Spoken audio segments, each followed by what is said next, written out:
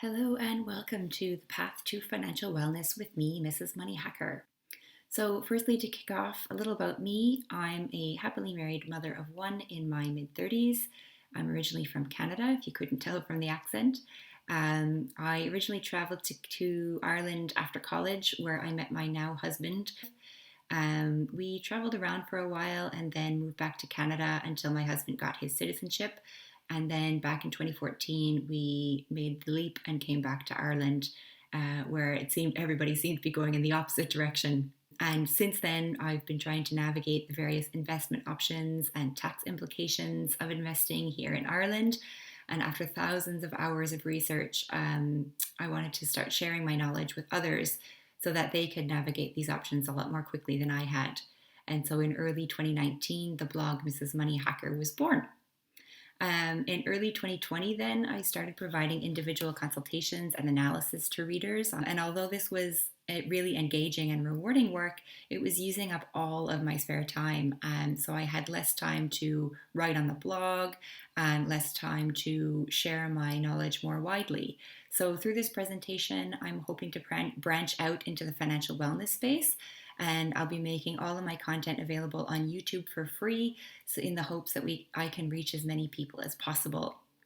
I really feel personally that if more people could be in control of their finances and stop worrying about money, we'd have a far more innovative and engaged community within our society where more people could be, have the mental space to reach out and help others that need it most. And if I can play even a small role in that, I'd be extremely humbled, and I'm hoping that this presentation will be a small start to that, to spark some inspiration in others to get onto their own path to financial wellness.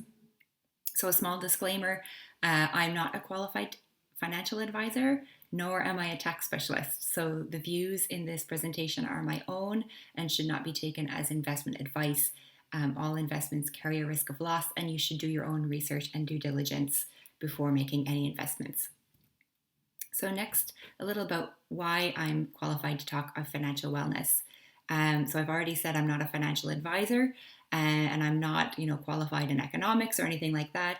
But I'm hoping that through demonstrating what I've been able to achieve in my personal life, it might shed a little light onto why I might be able to speak from a position of experience, I suppose. So from the outside looking in, we probably don't have the appearance of a successful family. So, for example, we don't have nice new cars, we don't live in a well-to-do neighborhood, we don't have a massive house, we don't wear designer clothes, we do drive an old but reliable 2005 Toyota, we live in a slightly undesirable but safe area within a 20-minute walk to the city centre and within a 20-minute commute of work. When we are commuting, and so that requires us only to have one car, which reduces our costs. And we live in a comfortably sized, relatively energy efficient house that's decorated to our taste. So by living a fairly traditional life, working average jobs with standard career progression, we've managed to live and work in 3 continents. We've traveled to at least 40 cities in 21 countries in 4 continents. We've paid 20% down on 2 properties. And here's a few pictures of the houses that we've had. We paid cash for our albeit old cars. We paid cash for our wedding and our honeymoon cruise. We pay for all of our annual expenses in full. So anything, big expenses like health insurance, or that we pay for in full, which reduces our credit charges and leaves us one less thing to budget for or keep an eye on coming out of our expenses every month. Building to this level of financial security allowed us to take more gambles and risks with our career and with our life. So like I said, back in 2014, we decided to come back to Ireland, and we left good paying jobs and a decent lifestyle. A lot of people thought we were crazy. I had to go 8 months between paychecks for my visa to come through before I could get work. And so, and we managed to do this without going into debt. We'd had savings built up that allowed us to do this.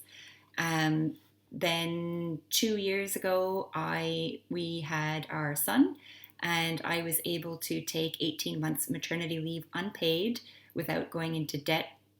My husband was able to take his 6 months statutory parental leave unpaid, again without going into debt. We during the maternity leave, we managed to spend a week in Tenerife. We spent 7 weeks in Canada. We spent 2 months in Portugal pre-COVID lockdown. And since then, we have decided to go down to one part-time income so that my husband can be a stay-at-home dad, and I still have time to work on my passion projects. And we still are able to save a large portion of our income even while doing this. And even with all this time between jobs, we're on track to clear our mortgage in the next 2 to 3 years, and on track to no longer need to work for money, where we can live off our investments in the next 12 years or less, depending on if my husband decides to go back to work once our son is in school. So our expenses, just to give you an idea, over the last 2 years have averaged around 41,000, including all travel, new baby cost, house maintenance, a family wedding, and a 50th birthday, which anyone in Ireland knows can be quite expensive. We had a property that we were maintaining in Canada that was costing us. It was cash flow negative. I started up the blog, so there was a few business startup expenses and things like that. So all of those things are included in that 41,000. We recently sold our Canadian property, and we'll be using that money to pay down a large portion of our mortgage here. And so we'll no longer have the investment related cost for that property. It's going to reduce our mortgage expenses here, and it should bring our expenses down to about 30,000 a year over the next 12 months. So that's just to get an idea of the type of lifestyle you can have for that amount of money here in Ireland. So next, a little about why I'm qualified to talk about investing. So in addition to living beneath our means and allowing us to do all of those things that I previously spoke about, we've done this for most of our working life, and through extensive research, we've figured out how to do all of the following without any, or mostly without any outside help. And just to keep in mind as I'm reaming these off, to think about if you've ever experienced or gone through any of these processes yourself, how much effort and time and research goes into actually pulling them off successfully. And basically, what I'm trying to demonstrate here is, even though I don't have qualifications in economics or in financial advice, I do put a lot of research and time into anything that I do. And so this follows the same approach for anything that I've looked into in investing for my own self. So, for example, some of the things we've managed to do is navigate settling into 2 new countries and obtained work there. We applied for and obtained Canadian citizenship for my husband. We applied for and obtained permanent residency for me here in Ireland. We bought a house in Canada and in Ireland.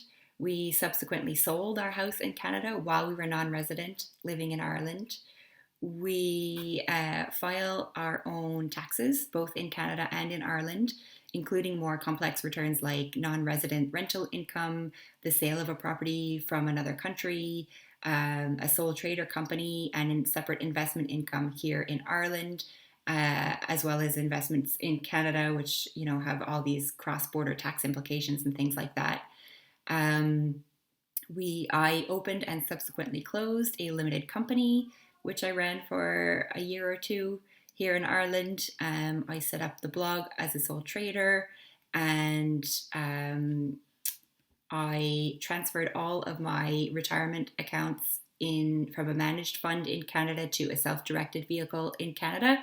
So I'm managing my investments there by myself, as well as here in Ireland. So I've opened up a self-directed investment account here in Ireland and started investing and filing taxes in relation to those investments and things like that. So that, again, is just to give you an idea of the bigger things that I've done throughout my life, and that might attribute to why I can speak to some extent about investing here in Ireland.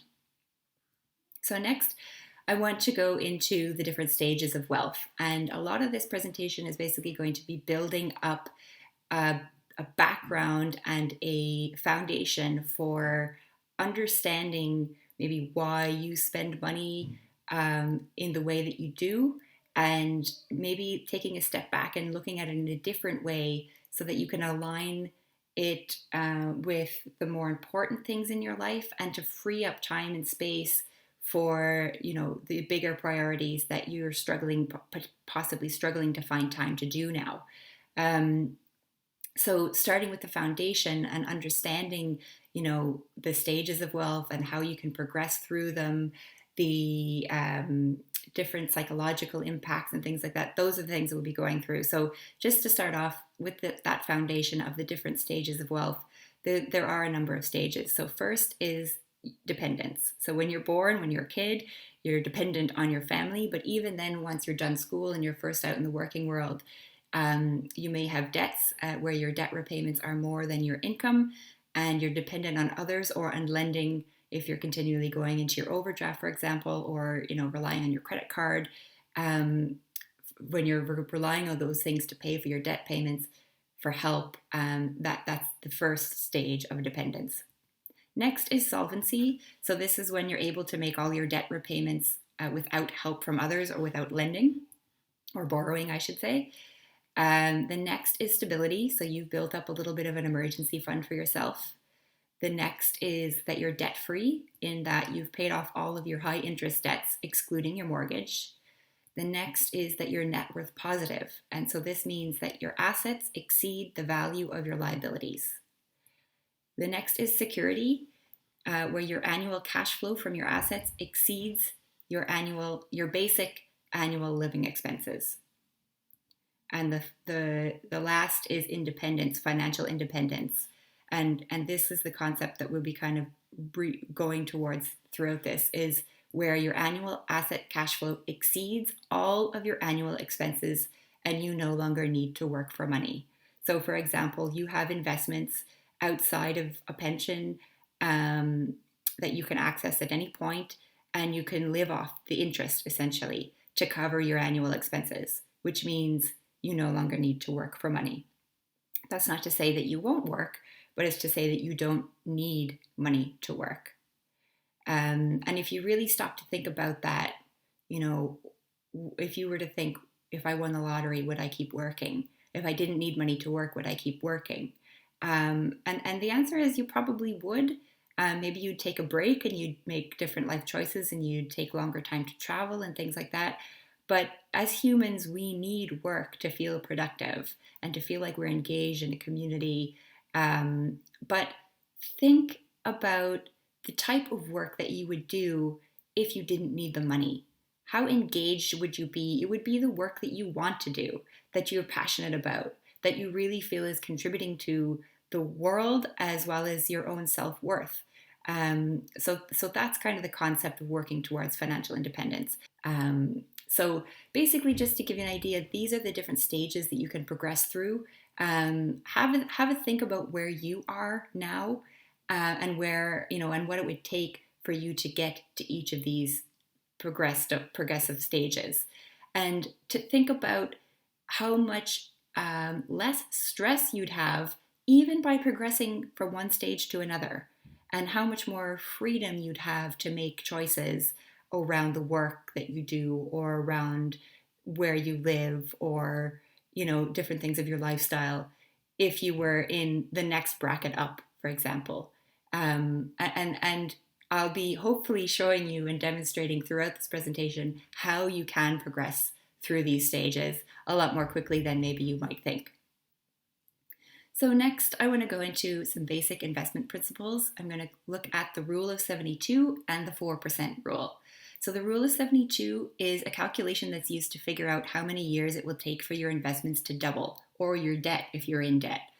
So you take the number 72 and divide it by your interest rate, and this will give you the number of years it will take for your investment or debt to double if you're not making any additional contributions. So for example, and basically I'm just showing this as a demonstration to the power of compounding interest. So for a credit card, for example, charging 21% interest, it will take 3.4 years for your debt to double if you don't make any additional payments. And for an investment, if you're not in debt and you're investing in something, if it's earning 10%, it will take 7.2 years for your initial investment to double without any additional contributions.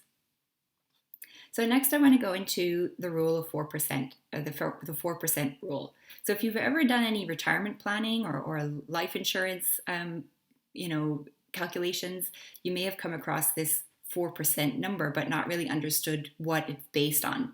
So it's based on a study that was done at Trinity University in 1998 in an attempt to determine a safe withdrawal rate from a retirement portfolio that contains assets which perform irregularly over time. So for example, if you're invested in the stock market, which has massive swings up and down. And as you may have guessed, the study found that if you only withdraw 4% per year of your initial portfolio amount, you'll be able to sustain your lifestyle for a very long period. I think they looked at 30-year time frame for in this study. So if you look at the graph, for example, they've charted out the history of the stock market over a 30-year period, depending on where you start. So no matter when you started, no matter what the markets did, in some situations, you obviously ended up with a lot more if you look at like these yellow lines at the top, and some you ended up with less than you started with, but you didn't run out of money over 30 years. So that's what this 4% rate of withdrawal is in relation to. So if you take this 4% rule in terms of figuring out how much you need to become financially independent, you basically reverse the math. So, to do 4% of something, you actually multiply that by 25. And so what you need to do is take your annual expenses, or preferably the annual expenses you think you'd need if you no longer needed to work. So for example, if it's going to take you 15 to 20 years to get to this number, maybe you won't have a mortgage anymore by that time, or maybe you won't need to commute to work. You won't need an extra car or any car, or your kids might not be at home anymore. So basically you take that figure that you think you'll need when you no longer need to work, and you multiply that by 25. A good rule of thumb is you probably need 10,000 less a year for a couple than you're paying now. And even when you take that reduced number and multiply it by 25, it can seem really scary and really unattainable. So for example, if you are spending 40,000 a year now, if you multiply 40,000 by 25, it comes to $1 million, and you think, God, I could never save €1 million. But actually, if we think back to the rule of 72 and how quickly that money can double, it actually takes a lot less time. And just by seeing that number is not to deflate you. It's actually, I'm hoping that by working through it, by the end of this presentation, you might understand how actually achievable it is for anyone, no matter what age you start at. And so basically what I found is, and there's a lot of other blogs that have covered this as well, if you can get your savings or investment rate to 50% of your income, you can probably get to your financial independence number in 15 years, even in Ireland, without tax-free savings account and including the high tax rates on investments here. So that's just to give you an idea of the scale and the time frame if you could commit to this. And again, I'll be going into how you could possibly get your expenses down without feeling like you're depriving yourself or decreasing your happiness or quality of life. So next I want to go into a little bit why you might want to obtain financial independence. A lot of people say, well, I don't have any problem working for money. I like my job. But the thing is, life happens. You might like your job now, but maybe in a few years you might not. Or, a parent might get sick and you need to uproot and move back home, or, anything like that. And you never know what life's going to throw at you. And if you took money worries out of the equation, it just gives you so much more freedom to do the things that are important to you. And I'm going to go into the psychology of money and happiness a little later on, but I'm going to dip into it a little bit here. And first, I'm going to talk through Maslow's hierarchy of needs.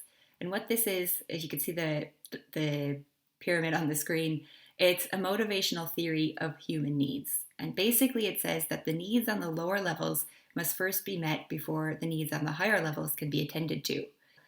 The first step is biological and physiological. So if you don't have food, water, sleep, those things, nothing else really matters until you get those sorted. And so the next one then is safety. Once you have your food and water and sleep, the next is safety around security, health, and finances, where you feel secure in those areas. And then once those are sorted, you can move on to love and belonging, which is friendship, intimacy, family connections.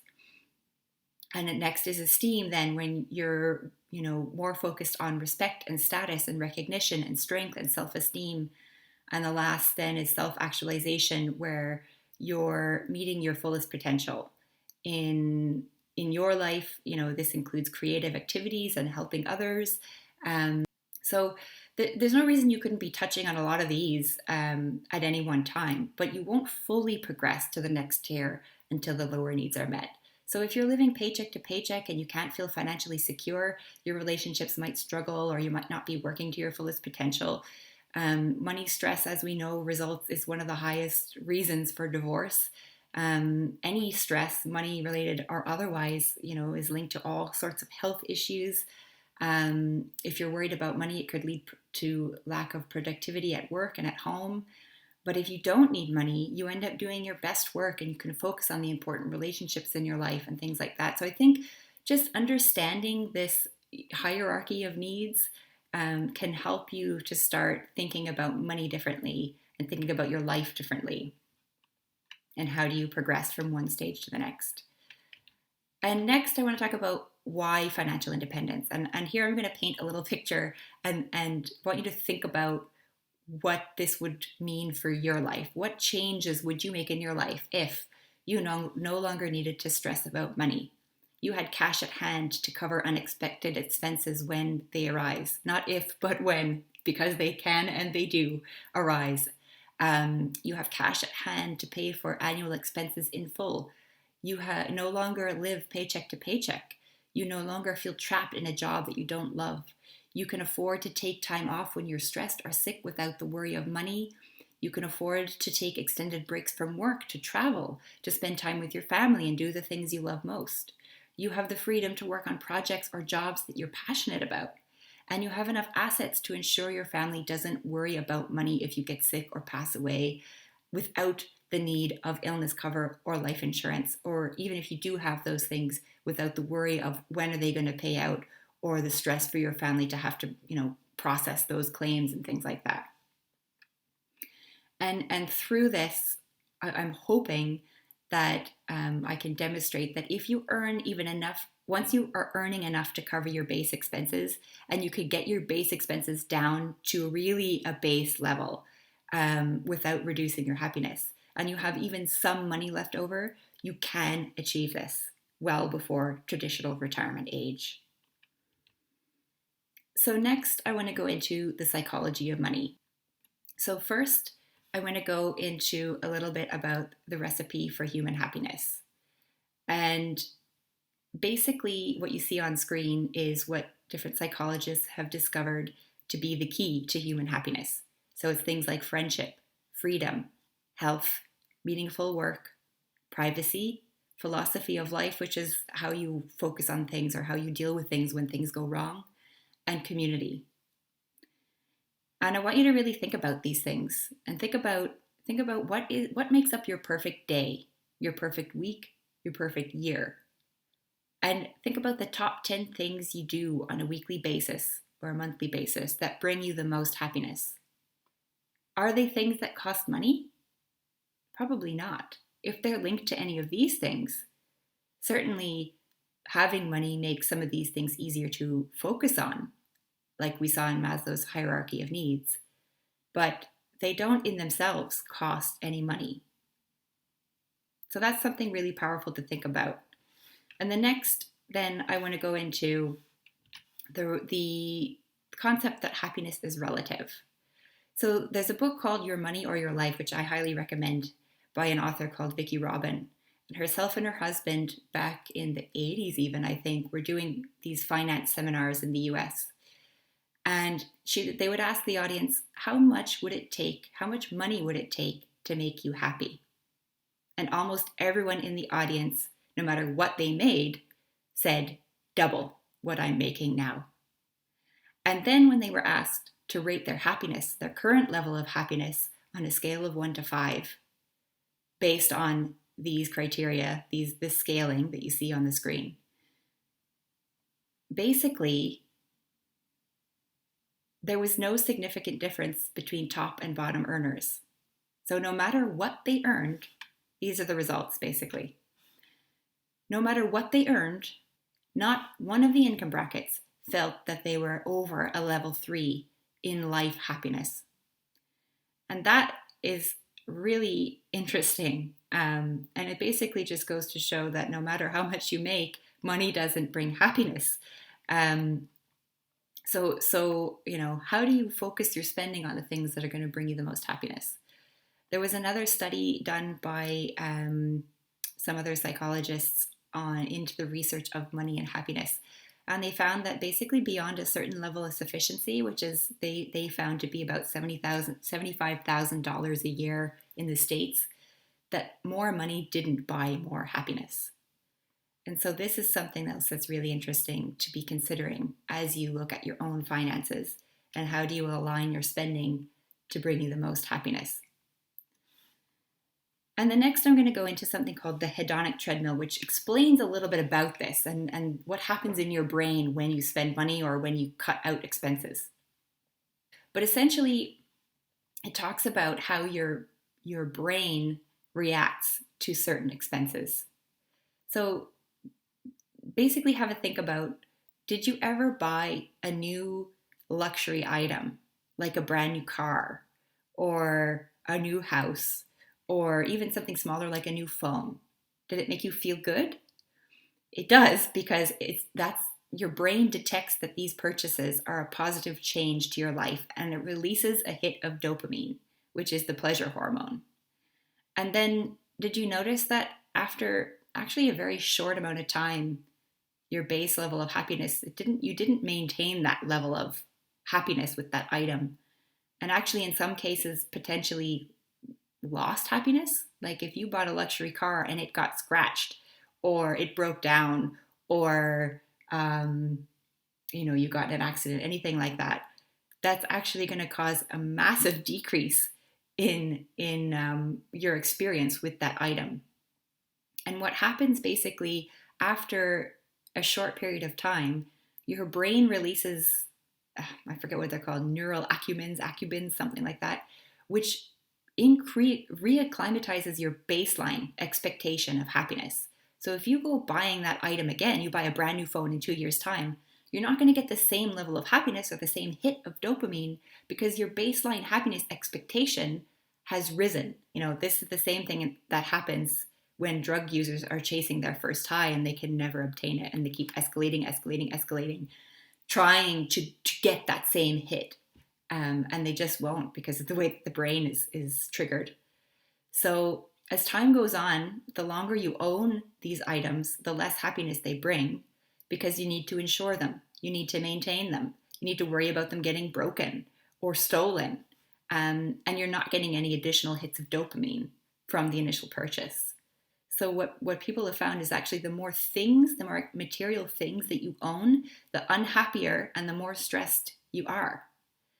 And then we get on so that's material things. But what about things like experiences? Basically, they found that experiences are different because they bring a new high every time, because it's a different experience. It's different cultures if you're traveling. So, your brain doesn't know what to expect. It hasn't increased that base level of expectation, and therefore you get the same level. You do get that first high of dopamine every time. And this is the same for learning new skills. And so the other thing is, instead of having something that you need to maintain and insure and worry about once you've obtained it, you're actually creating memories that you can look back on and re-experience. So if you look back at pictures of old trips or things like that, it can you can relive that experience. So what they found is the more that you spend on experiences like travel or learning new skills, the happier and more content you'll be. And this kind of feeds into the concept of minimalism as well, where, you know, I myself used to want to buy all kinds of things for the house. I used to buy decorative cushions and, decorative or different gadgets for the kitchen and all of these kind of things. And really, it's just stuff. And eventually, once you realize that these things don't, the happiness you get from them is very short lived, you really start to realign and cut back on those things, which frees up a lot of extra money for more travel or more, long lasting happiness items, like financial freedom, for example, which is the ultimate goal. But it's a really interesting concept. And the next I want to go into is something called the fulfillment curve. And this is a concept is that once you have enough necessities for your survival, and if you again think back to Maslow's hierarchy of needs, these all kind of fit together. But once you have enough necessities for your survival, enough niceties for your comforts and pleasures, and even enough little luxuries, you have everything you need. You have enough. And everything outside of that is excess and actually starts to weigh you down. So again, we go into the concept of, you have hassle of maintaining things, you have of worry of insuring them or worry of things breaking. It's additional clutter to clean, additional, which takes up more of your time to maintain. And so having more than enough can actually start to diminish your sense of fulfillment that you get from those items. And next, I want to go into something called lifestyle inflation. And what this relates to is an increase in spending when your income goes up. So lifestyle inflation tends to become greater every time you get a raise, and it can make it difficult to get out of debt or save for retirement or meet other big picture financial goals. And being aware of this can help you falling subject to it. And I think it's really well described by these two graphs. So the first, if we look at average Joe, which is the average person who, as their income rises, so do their needs, in quotation marks. You get a raise and you say, oh, I've got this bonus this year. I've got this, I worked hard for this. I deserve a new car, or I deserve a bigger house, or whatever it might be that you're trying to strive towards. Your lifestyle is inflating with your income, and therefore your savings never increases, and you never get to your financial independence, because your needs, your expectations have risen in line with your income, and your savings have never increased, and therefore you're never going to meet your financial goal. And then if we look at somebody who maintains their base needs as their income rises, their savings also increases exponentially, and eventually their savings and their investments exceeds what they need to live and exceeds even their income. And you can reach this goal of financial independence much more quickly. So that's kind of wraps up the psychology of money, and gives you a baseline to start looking at things a little bit differently. And next, I want to go into the different types of expenses. So as we saw, there are not all expenses are created equal in relation to the happiness that they bring you. So there are baseline expenses, which have no real happiness impact, things like utilities or housing. There are expenses that reduce your happiness, so things like unexpected maintenance. And then there are expenses that increase your happiness. As we saw earlier, there are material things and experiences, anything outside of your baseline costs that's perceived as a positive change to your life. And so how do you use this to build a sustainable budget? So first, you need to track your expenses.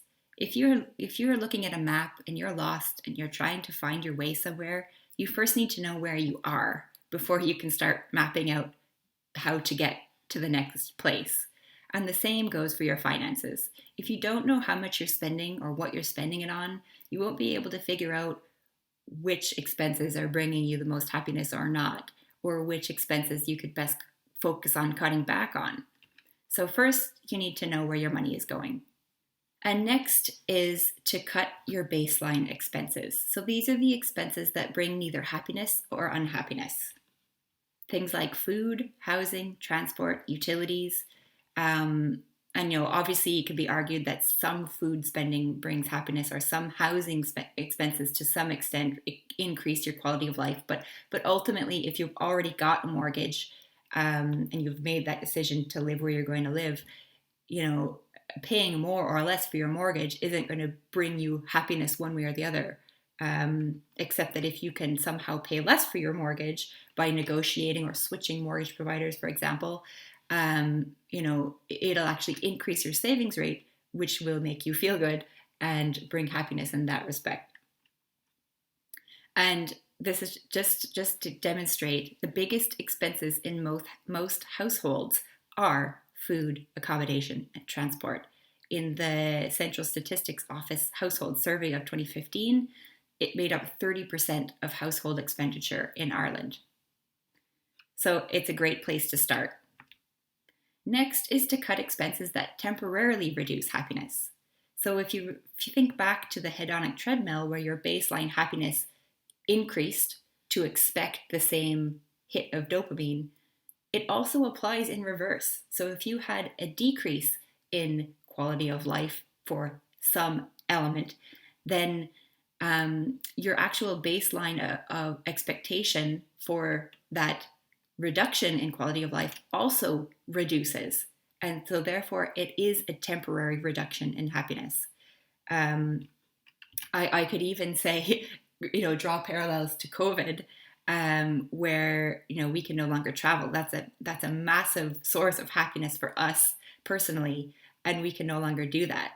So it temporarily reduced our happiness, but we're actually starting to get used to it because our baseline expectation, based on the neurotransmitters in our brain, has reduced our expectations there. So some ideas of these expenses would be things like cooking at home more or buying used things instead of new things, are just two examples. The next is to try to cut high happiness expenses. And I put the word try in capitals. And basically this is, try cutting them out and see, do they have a lasting impact on your happiness? And if so, don't cut them out, put them back in. But at least you'll have tried. And, through trial and error, you will find some expenses that you thought you couldn't live without, but actually you can, and you're no less happy for it. So these might be things like buying lunch at work or going out with friends, or maybe not cutting them out entirely, but cutting back on them. And then once you've got your expenses down to, a much lower level using these steps, you can start adding some luxuries back in. And therefore, your budget is going to be more aligned with your happiness, and you'll be getting more bang for your buck. You won't need to spend as much. As you can see through our lifestyle, we'll be eventually, hopefully soon, only spending 30,000 a year in Ireland to live very comfortably, and it affords us to be able to live on one income. It affords us to be able to travel still because that's important to us, but we don't have all of the other superfluous things that don't really bring us lasting happiness. So basically, adding some luxuries back in gives you some fun money, some guilt-free money, as long as those luxuries don't exceed what you were saving on all the other things, so that you still have some money left over to build towards your financial freedom. Two other tips I have for reducing expenses is trying to justify, firstly, the time that you exchanged for that item. So if we look at money, it's essentially infinite because there's no limit to how much you could earn. You always have more capacity to earn more money. But what you don't have, what is finite, is your time, which is actually the most valuable asset of all. And if you are really pressed for time all the time, and you never have time for the important things or things that you say are important to you, and you keep exchanging more and more and more time for money, and you keep increasing your lifestyle in line with your income, and you still never have more time, if you start to convert what you're spending into the time that you exchanged for that, it really becomes a powerful justification tool for spending money.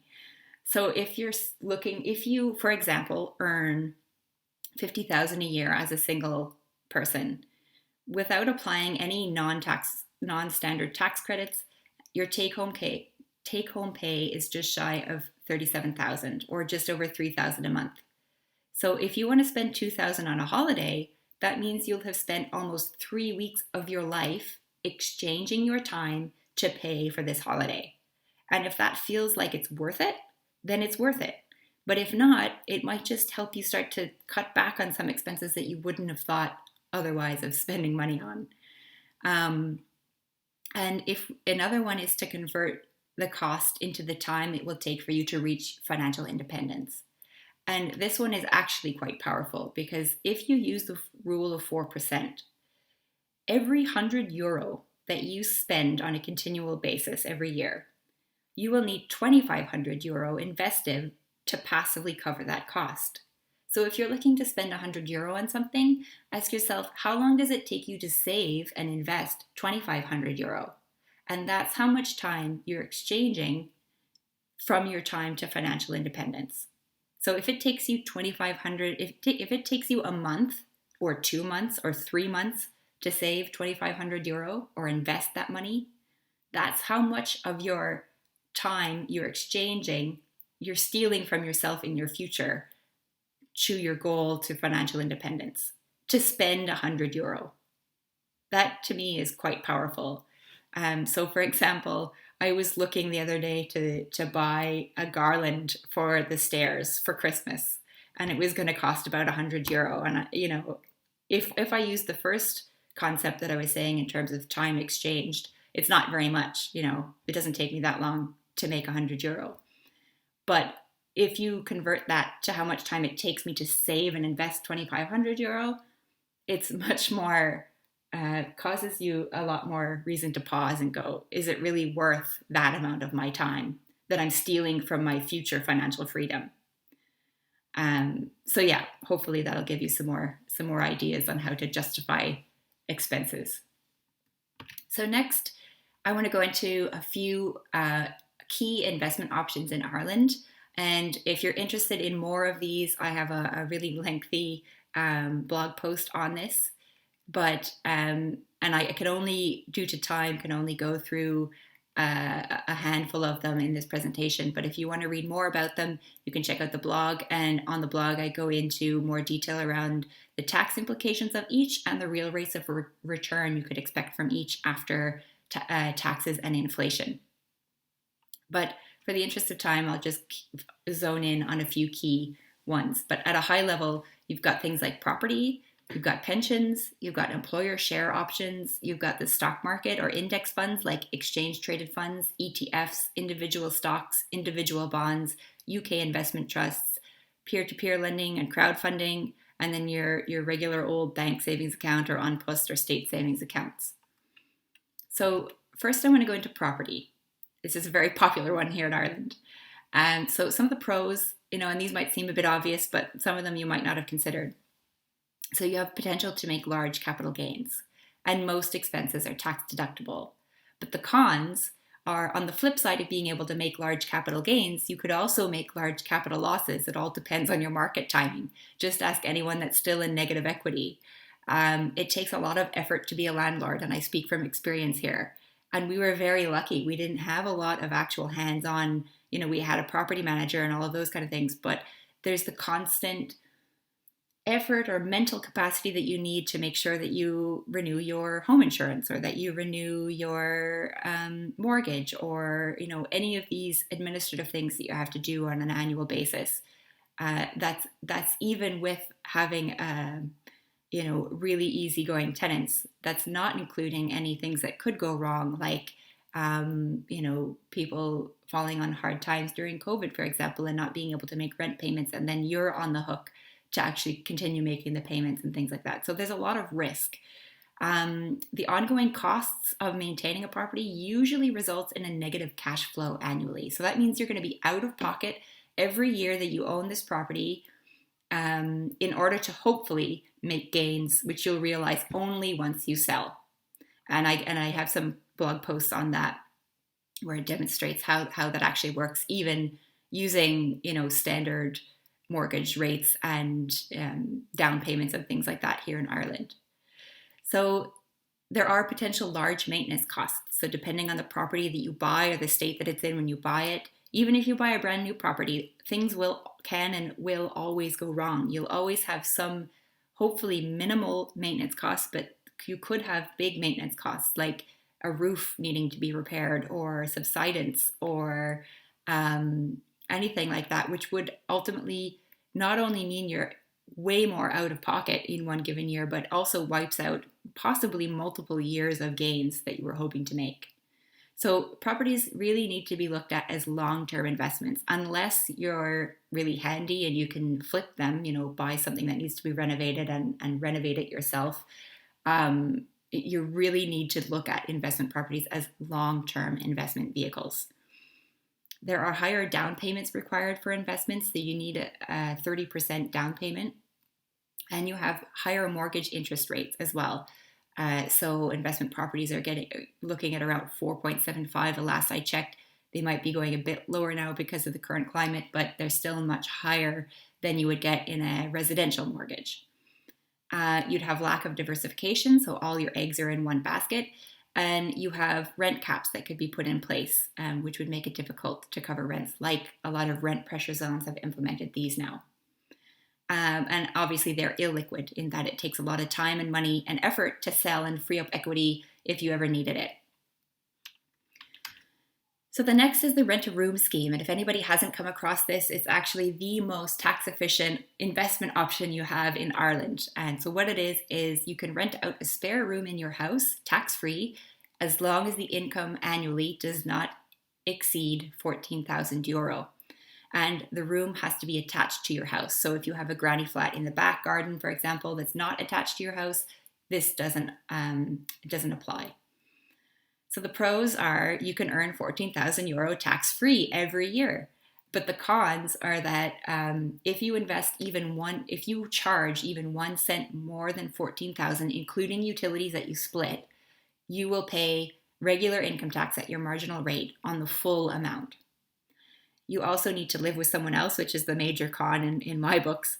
And it's only applicable to long-term lets. So next, pensions.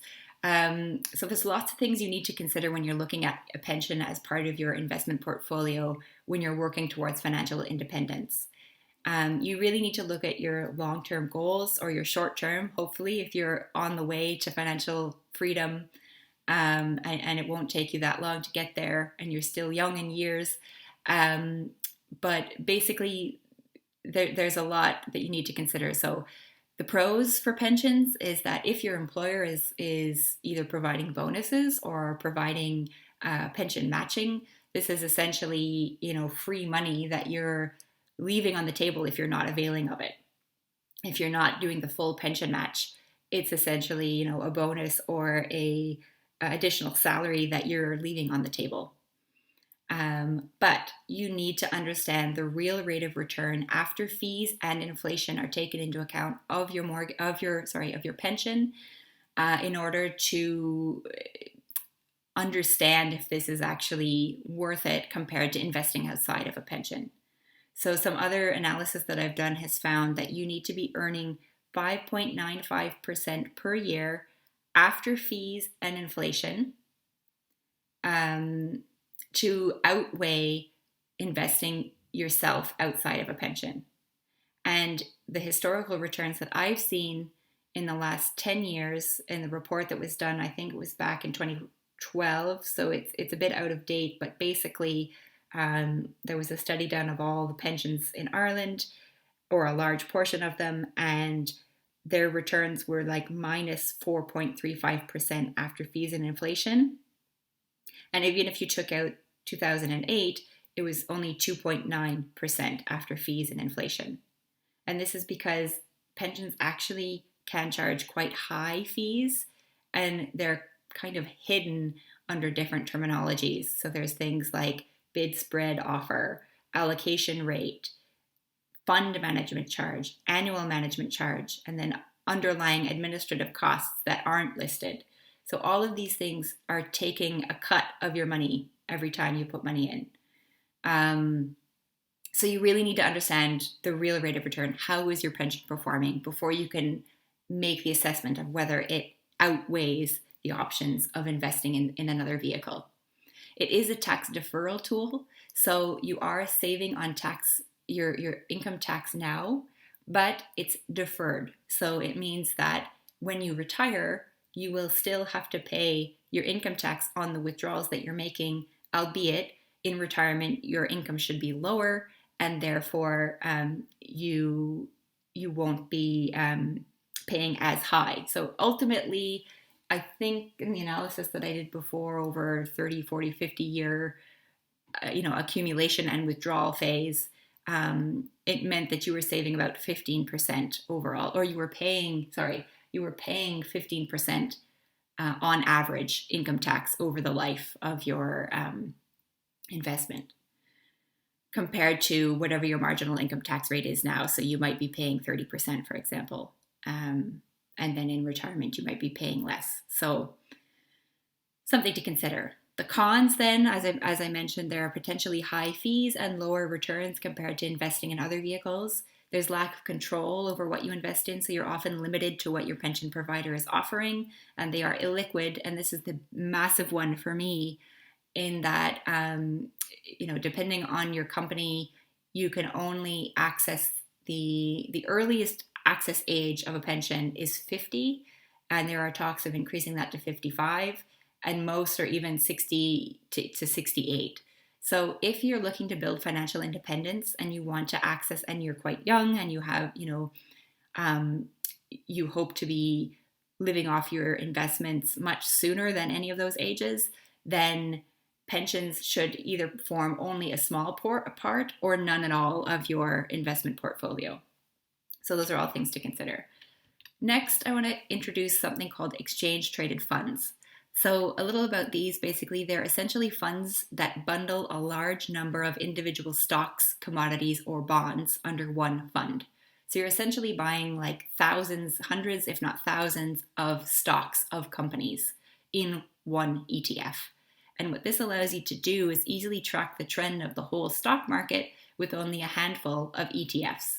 So it makes it easy for a passive or lazy investor like myself over long terms, where you basically just buy it, set it, and forget it. They are also much lower expenses than some of the more actively managed funds and pensions. And there's fewer commissions to buying stocks individually, and fewer effort, I suppose. Historically, since the inception of the stock market, returns have averaged 9 to 11%. So by having a well-diversified range of ETFs, you can also achieve these levels of return with little effort. So I've kind of gone through a few of the pros and cons there, but basically if we list them out, you've got low cost management fees compared to active funds. It's passive investing. There are lower tax on dividend income if you're in a higher tax bracket now and you want to use some of the dividends, and they are liquid in that you can sell them at any time that you need them, as long as somebody on the open market is willing to buy them. The cons then, they are higher tax on gains compared to stocks. I say other domiciled ETFs there, but ignore that. It's not really relevant because we don't have access to other domiciled ETFs like we used to. So read that as stocks or investment trusts, for example. So the exit tax on ETFs is higher for gains and dividends if you're only planning to withdraw when you're earning no other income and you're below the 40% tax bracket. You cannot carry forward capital losses or offset against future gains as you can with stocks and investment trusts. So what that means is, say you own 20,000 in ETFs and you come across hard times and the market also has failed, like COVID, and you need to sell to access that money. You're selling at a loss and you cannot use that loss to offset your tax implications for future gains that you may make from other investment vehicles. You can do that with stocks. So if you had sold stocks at a loss, You're basically buying yourself a tax credit that you can apply against a year where you do have gains, positive gains. And you can't do that with ETFs. They are not eligible for an annual capital gains allowance of $1,270, which you do get with stocks. And you have to pay something called deemed disposals every 8 years, whether you sell or not with ETFs. You can pay this out of your fund if you don't have the cash at hand, but this would greatly impact your compounding that you may have otherwise had. So that's kind of the pros and cons of some of the key investment vehicles. And now I want to look at the concept of what about paying off your mortgage before investing? So let's look at a scenario. Let's say we're looking at a 40-year-old married couple with 2 school-aged kids. They have a mortgage with few years paid down, and they have $200,000 remaining on their mortgage. They have no other debts and no existing investments outside of what they have paid off their mortgage. They are earning a combined income of $100,000, so that's $73,000 after tax. Their average expenses are $40,000 a year, and that means that they're able to save $33,000 a year, because 73 minus 40 is 33. Their mortgage repayments are $1,000 a month, or $12,000 a year, and their mortgage interest rate is 2.95%. It's variable, which means they can make lump sum payments without penalty. So this is something, if you're considering and you're on a fixed rate mortgage, something to consider waiting until your fixed rate has expired before you make any lump sums against your mortgage. Otherwise, you may pay penalties. Their ETF performance, they're investing in ETFs. Their performance that they're getting there is 7.91 after fees and inflation. So that's looking at the 10-year historical stock market performance minus 0.19% fees and 1.9% historical 30-year inflation for Ireland. Their asset allocation in their ETFs is 100% equities or stocks, 0% bonds or cash, which means it's higher risk and higher volatility, but potentially higher rewards. And we're going to look at 2 scenarios. The first scenario is where they pay off their mortgage as quickly as possible and then invest in ETFs. And the second is where they pay off their mortgage as their normal rate and invest in ETFs from day one. So if we look at scenario 1, they're paying $12,000 a year against their minimal annual payments, and then they're paying the additional $33,000 a year against their mortgage that they have as savings, which means they're paying down $45,000 a year off their €200,000 mortgage. This means that they'll be mortgage-free in year 5. And then in year 5, they start putting that $45,000, because they no longer have a mortgage, they start putting that $45,000 into ETFs. And what this means is by year 15, they have reached financial independence. So if we look back at their portfolio,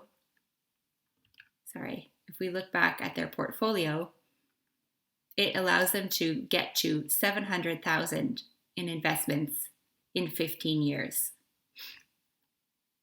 And so starting from zero, no investments at age 40, and paying off their mortgage as quickly as they can, and investing the remainder then from year 5 onwards, they could get to a portfolio of $700,000, which allows them to safely withdraw $28,000 a year, which is the 4% safe rate of withdrawal, which is all that they need to live, because their $40,000 that they were spending minus the $12,000 that they were spending on their mortgage means they only need $28,000 to live. And that's the amount of a portfolio that they would need to live off their investments. So the next scenario is where they pay their mortgage off slowly. And you probably can't read that, but basically it says that it's going to take them 24 years at their current rate to pay off the $200,000. But what this allows them to do is invest $33,000 continually from year 1. And this means that because they're still going to have their mortgage when they reach financial independence, they need a much larger investment portfolio. So they need almost $1 million to cover their expenses once they reach financial independence. So this approach basically shows that they will reach their financial independence number in just over 16 years, so by the age of 56. And what this means is it's a little over a year more than paying off their mortgage quickly, sorry. But they need $1 million in a portfolio to cover their mortgage for the additional 8 years. But what this also means is that once their mortgage is paid off by the time they're 64, they'll have a much larger portfolio and can continue to withdraw $40,000 a year, even though they only need $28,000 at that point to live. So they can live a lot more comfortably if they so chose, or they could, have a lower withdrawal rate from their portfolio, and it'll sustain them for a lot longer. So these are things to consider. I have another blog post on things that you might want to consider about paying down your mortgage more quickly. And even though your net worth may be higher in the long term if you pay it off slowly and take advantage of the lower interest rates, basically it's a very personal decision. And for us personally, we've decided to go with the approach of paying off our mortgage as quickly as possible because of the additional freedom it affords us now, in the years where our son is small and we want less risk of high outgoing payments and things like that. So there are a lot of other things to consider. For us, the path to financial independence, or reaching financial independence, is about the freedom that it affords us to focus more time on the things that are important to us, and being able to do that now rather than waiting until the final end goal is more important than having a higher net worth in the long run. So these are all things to consider when you're looking at which investment path you're planning to take. And we're almost there. I know I've taken up a lot of your time, but this just a few things to consider if you're getting into investments. And this is something that's really helped me to look at things a little differently and to stay the course when markets crash, as they did. Our own stock portfolio took a massive hit this March. We were slowly seeing gains. It was really rewarding. And then all of a sudden, 40% loss in less than 2 months. So we'd lost everything that we had built up, as well as we were actually lower than what we put in principal. Now we stayed the course, and we have now gone back above what we initially invested, so we're making gains again. But being able to stay the course in this long-term investment towards financial independence is really the key. It is a long-term investment, and you really need to get your mentality into the right mindset to almost filter out the noise and know and trust in the market history and the statistics that things will always get better, or always have gotten better. And while future gains can't be predicted based on historical returns, it's all that we have to go on. So basically, look at any self-directed investments as you would your pension.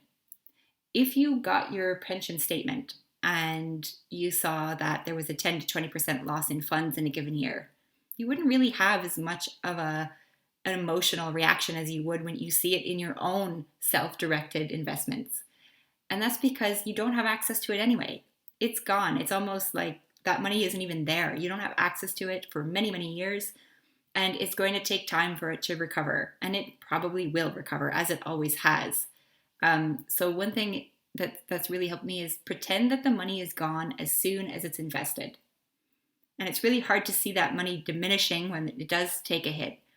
But really try hard not to take heed of the market ups and downs. Really, if you look at historically, the people that have made it are usually not the ones that have gotten really lucky, or got rich quick through whatever schemes, through opening businesses or selling businesses or any of those things. It's usually the last men standing. So it's really all about sustaining and staying the path regardless of all the other noise that's going on in terms of what's going on in the markets, what's going on in the economy. If you're investing, it's a long-term path, and you have to look at it as such. And if you trust in the history of the stock market, I'm going to ream off a few statistics here, But basically, markets go up more often than they go down. Not only do markets rise more frequently, but they tend to increase in higher magnitude than the drops. And over the last 90 years, markets have gone up 73% of the time and only gone down 26% of the time. Markets gained more than 20% 33% of the time and lost more than 20% only 4.5% of the time. And the gains in the positive years produce more than double the losses in negative years. So if you can stay the course and you can wait and not react when markets drop and you see your money disappearing overnight, just trust the statistics and leave it alone. And then if we look at another one, basically in 34 of the 37 market corrections of 10% or more since 1950, the stock market has gone up 12 months later by 26%. And the average decline of 10% or more since 1950 is 20% or almost one every 20 months. So you will have large volatility. If you start investing, I only started investing in ETFs like 2 years ago, and I have seen already, massive increases and massive drops and massive increases again. You have to be comfortable with the volatility, and you have to be able to trust in the statistics to leave the money there and allow it to recover. Most stock market recoveries will be back up to the level that they were 2 years, if not a year, after the crash. So just really, really important to keep in mind if you're starting to invest in the open stock market. And some other nuggets that have helped me or that I've learned, so if you can learn from my mistakes, understand that no one will take better care of your money than you. So banks trying to sell you products, financial advisors trying to sell you products, accountants trying to manage your taxes and things like that, pension trustees, mostly they're making more money, or they're making their money whether they make you money or not. And that's really powerful to consider. Like when you see a fee of 1% or 2% of your funds, basically that means no matter whether you make or lose money, they're getting 2% of your entire pot, not of the tax amount, not of the gains, of the entire principal amount that you have invested with them, whether they make you money or not. So definitely something to consider. And know and understand the fees you're paying on your investments, because these can make a massive impact over time. 1 or 2%. So I forget the statistic, but it's basically like for every 0.25% that you pay, you're going to end up with 5% less in your final portfolio pot than if you were paying less. So if you're paying 2% per year in a fund management fee, that's going to mean you're going to have 40% less than if you had invested in something with a lower fee. If something seems too good to be true, especially with finance, it usually is. Never buy anything on your doorstep or where you feel pressured to make a decision on the spot. Just because someone is older than you, don't assume they know more about money than you. Just because someone is selling something, especially financial, and especially if there's no fee, does not mean that they know much about what they are selling, or in most cases, they stand to make more money from your money than you do. Start investing in something. Educate yourself on personal finance and investing, and find something that you understand and are comfortable with, and stay the course. And ultimately, as we've seen in some of the examples, if you can manage to cut your expenses and maintain your happiness, not feel deprived, make sure it's sustainable, and invest 50 to 80% of your take home, you will be financially independent in under 20 years. Sometimes even in 10, depending on what percentage, or even 5, depending on what approach you're taking. There are no quick get-rich-quick schemes. These are all long-term investment strategies. And really, no matter what approach you're taking, forget about the taxes. Obviously, try and optimize where you can. But just pick a path and stick to it. And there's nothing to say that things can't change If you are investing in the stock market and then you decide, no, actually, I've seen this great opportunity, I'm going to invest in something else. The beauty of the path towards building wealth is the more and more you progress through the stages of wealth, the more options and opportunities you have to invest in other things or to change course if you need to or want to. So I hope that was really useful. If you want to get in touch, I'm on the blog, mrsmoneyhacker.com. I'm on Facebook if you search for Mrs. Money Hacker, and the same for Instagram, or you can email me at mrsmoneyhacker@gmail.com. And now we're going to progress to some questions.